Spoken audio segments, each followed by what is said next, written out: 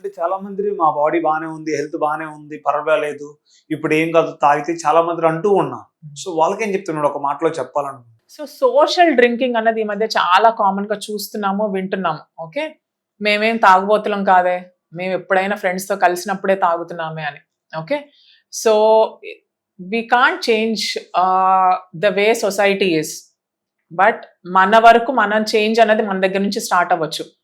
వాళ్ళు ఎవరో తాగుతున్నారు కదా, ఫ్రెండ్స్ ఎవరో తాగుతున్నారు కదా, పియర్ ప్రెషర్.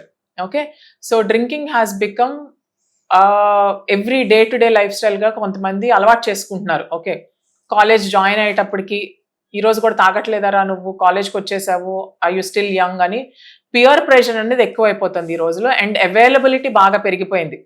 ఓకే, అందరికి ఇంటి దగ్గరలోనే ఏదో ఒక పబ్బో ఆల్కహాల్ షాపో ఇవన్నీ ఉండటం వల్ల so availability of alcohol has increased and peer pressure has increase. దానివల్ల ఆల్కహాల్ అన్నది బాగా పెరిగిపోయింది ఈరోజు యంగ్ జనరేషన్లో.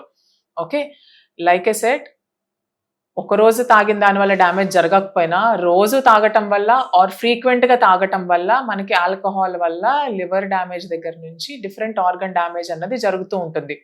So any bad thing gets an accumulated effect. Okay, మా ఇంట్లో వాళ్ళెవరో సంవత్సరాల తరబడి తాగుతున్నారు అయినా హెల్దీగానే ఉన్నారు అంటే ఈచ్ బాడీ రియాక్ట్స్ డిఫరెంట్లీ. ఒకళ్ళకి హెల్దీగా ఉన్నారని బట్టి మనం బ్యాడ్ అన్నది మనం లైఫ్లోకి తీసుకొని రావటం అన్నది సమంజసం కాదు.